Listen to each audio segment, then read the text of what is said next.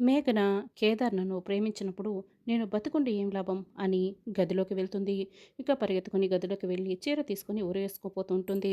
మేఘన మేఘన తలుపు తెరువు అని ధాత్రి కేదార్ ఇక మేఘన వాళ్ళ అమ్మ నాన్న అరుస్తూ ఉంటారు. ఎంత అరిచినా కూడా మేఘన అయితే తలుపు తెరవడం లేదని ధాత్రి కేదార్లు తలుపుని బద్దలు కొట్టుకొని లోపలికి వస్తారు. మేఘన అని అయితే చాలా బలవంతంగా కిందకి దింపుతారు. మేఘన ఆగు ఆగు అని కేదార్ దాత్రి ఎంత చెప్తున్నా మేఘన అయితే ఇక వినిపించుకోదు. కేదార్ నాకు దక్కనప్పుడు నేను బతుకుంటే ఏం లాభం? నన్ను చచ్చిపోని అని మేఘన చెప్తూ ఉంటే అడ్డు తప్పుకో జగదాత్రి అని గట్టిగా అరుస్తూ ఉంటుంది. ధాత్రి అయితే ఇక మేఘనని కొట్టబోతూ ఉంటుంది. జగదాత్రి జేడి ఆగు అని ఐజీ అడ్డుకుంటాడు. లేకపోతే ఏంటి సార్ మేఘన ఇలాంటి పని చేస్తుంటే చూస్తూ ఎలా ఊరుకుంటాను అని కేడి ప్రేమించడం లేదంటే అర్థం చేసుకోవాలి కదా అని ధాత్రి చెప్తుంది. మేఘన నీకేం తక్కువ? నీ కోసం అందరూ కూడా క్యూ కడతారు. అలాంటిది నేను ప్రేమించటం లేదంటే నువ్వు అంగీకరించాలి కానీ ఇలా ప్రాణాలు తీసుకోకూడదు. నా మాట విను అని కేడి అంటాడు. మరి నేను బాగున్నాను. మరి నువ్వెందుకు నన్ను ప్రేమించటం లేదు? చెప్పు కేదార్. నువ్వు లేకపోతే నేను బ్రతకను కేదార్ బతకను అని మేఘన అదే మాట చెప్తూ ఉంటుంది. ఏంటి మేఘన నువ్వు ప్రేమించిన వ్యక్తి కోసం నేను 25 సంవత్సరాలుగా పెంచిన అంబానాన్ని వదులుకుంటావా? అంటే వీళ్ళ ప్రేమ ముందు నీ ప్రేమ అంత గొప్పదా? నువ్వు మతుండే మాట్లాడుతున్నావా? అని ధాత్రి అడుగుతూ ఉంటుంది. అవును. నేను నిన్ను ప్రేమించడం లేదు అర్థం చేసుకో అని కేదార్ కూడా అంటాడు. నాకేం తక్కువ? నువ్వెందుకు ప్రేమించడం లేదు అని మేఘన అడుగుతుంది. అవును కదా బాబు, నా కూతురికేం తక్కువ? నువ్వు ఎందుకు ప్రేమించడం లేదు? ఒక కారణం చెప్పు చాలు అని నా కూతుర్ని ఇప్పుడు ప్రేమించు అని మేఘన వాళ్ళ అమ్మ చెప్తూ ఉంటుంది. మేఘన మొండితనం గురించి నాకు చాలా బాగా తెలుసు. అవును బాబు, నువ్వు ఇప్పటి నుంచి మేఘన్నే ప్రేమించు. నా మేఘనకి ఏం తక్కువ అని వాళ్ళ నాన్న కూడా అంటాడు. అవును కేదార్, ఎందుకు ప్రేమించడం లేదు చెప్పు. నాకేం తక్కువ? నా కోసం క్యూ కడతారని నువ్వే కదా అంటున్నావు అని మేఘన వాళ్ళ అమ్మ నాన్న మేఘన అడుగుతూ ఉంటారు. ఎందుకు ప్రేమించడం లేదు ఒక కారణం చెప్పు అని బలవంతం చేస్తూ ఉంటారు. ఇక కేదార్కి ఏం చెప్పాలో అర్థం కాక కంగారు పడుతూ ఉంటాడు. అప్పుడే ధాత్రి ఎందుకంటే కేదార్ వేరొక అమ్మాయిని ప్రేమిస్తున్నాడు అని చెప్తూ ఉంటే అందరూ కూడా అది విని షాక్ అయ్యి చూస్తూ ఉంటారు.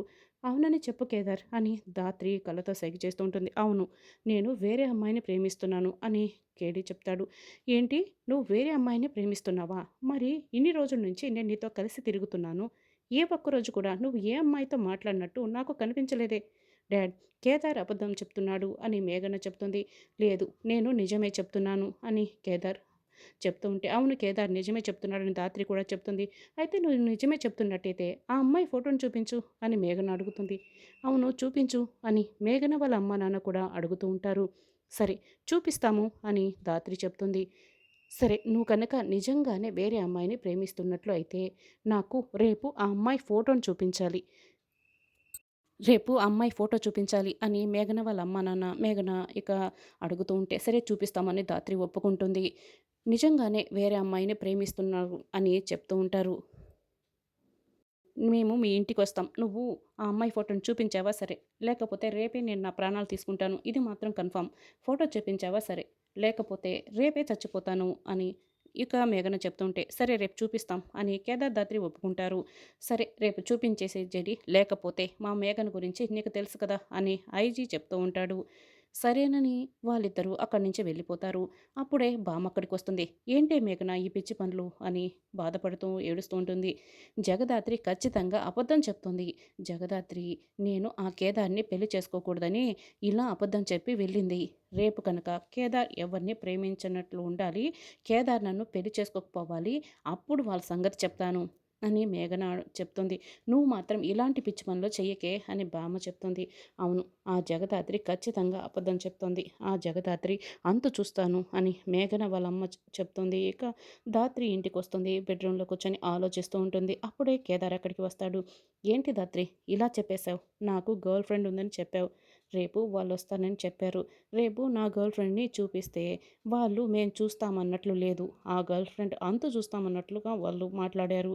నువ్వు ఎవరిని చూపిస్తావు ధాత్రి? ఇప్పుడు ఏం చేయబోతున్నావు? చెప్పు ధాత్రి చెప్పు అని కేదార్ అడుగుతూ ఉంటాడు. ఏంటి ధాత్రి నేను ఇంత మాట్లాడుతున్నా, నువ్వైతే ఏం మాట్లాడుకుంటా మౌనంగా ఉన్నావు అని కేదార్ అడుగుతూ ఉంటాడు. వాళ్ళు వస్తారు. అయితే ఏంటి, గర్ల్ ఫ్రెండ్ని చూపించాల్సిన బాధ్యత నీది. అయినా ఏం చేస్తావో అది నువ్వు ఆలోచించుకో, నాకేంటి. ఏం చేస్తావో అది నువ్వు ఆలోచించుకో, నాకేంటి అని ధాత్రి చెప్తుంది. అయినా ధాత్రి గర్ల్ ఫ్రెండ్ ఉందని నువ్వు నన్ను ఇరికించేసి ఇప్పుడు ఏమీ పట్టనట్లు ఇలా ఉంటే నాకు నువ్వు ఎలా ధైర్యంగా ఉన్నావు? నేను ఎంత టెన్షన్ పడుతున్నానో తెలుసా? ఏదో ఒకటి చెప్పు ధాత్రి, మాట్లాడు ధాత్రి అని కేదార్ అడుగుతూ ఉంటాడు. నాకు నిద్రొస్తుంది, నేను పడుకోవాలి అని ధాత్రి పడుకుంటుంది.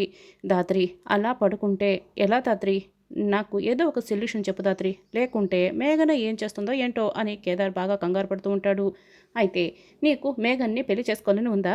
అయితే పద వెళ్దాం, నిజం చెప్పేద్దాం, మేఘన్ని పెళ్లి చేసుకో అని ధాత్రి చెప్తుంది. ధాత్రి నువ్వు నన్ను ఇలా ఇరికించకు ధాత్రి, మేఘన్ని నేనెందుకు పెళ్లి చేసుకుంటాను? వాళ్ళ నుంచి ఎలా తప్పించుకోవాలో దానికి సమాధానం చెప్పు ధాత్రి.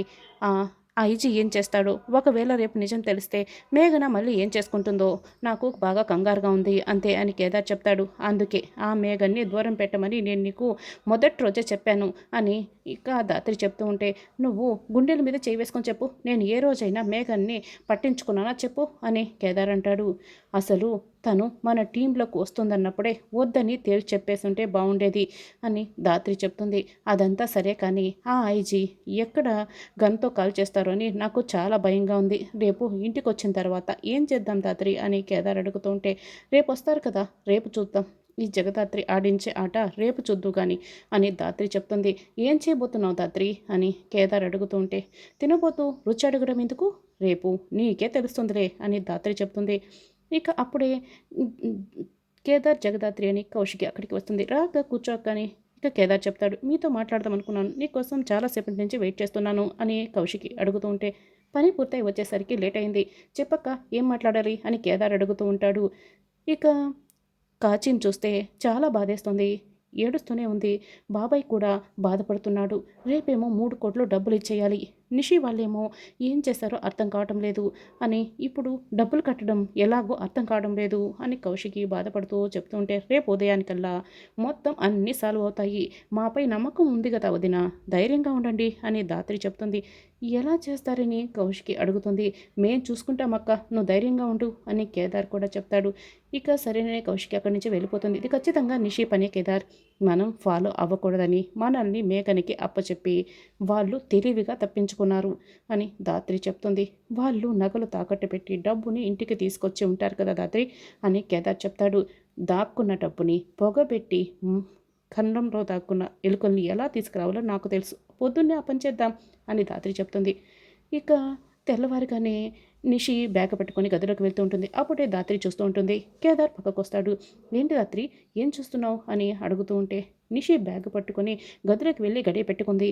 ఏం చేస్తున్నారో అర్థం కావడం లేదు, ఆ బ్యాగ్లో డబ్బు ఉందని అనిపిస్తోంది అని ధాత్రి చెప్తూ ఉంటుంది.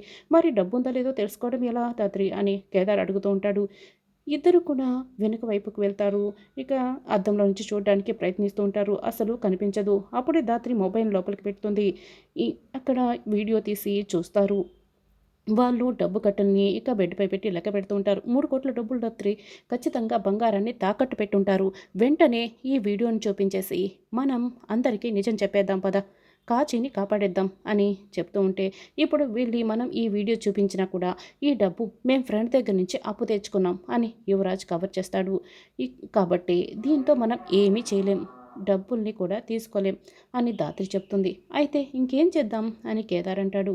నగల్ని తాకట్టు పెట్టినప్పుడు రిసిప్ట్ ఇస్తారు కదా, ఆ రిసిప్ట్ కూడా నిషి హ్యాండ్ బ్యాగ్లోనే ఉంటుంది. నిషికి మామూలుగా హ్యాండ్ బ్యాగ్లు అన్నీ పెట్టుకుంటుంది.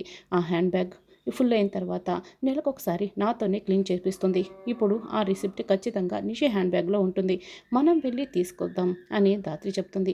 కానీ ఆ గదిలో నుంచి వాళ్ళు బయటికి వెళ్తేనే కదా నిషి బ్యాగ్లోని రిసిప్ట్ని మనం తీసుకోగలం అని ధాత్రి అంటుంది.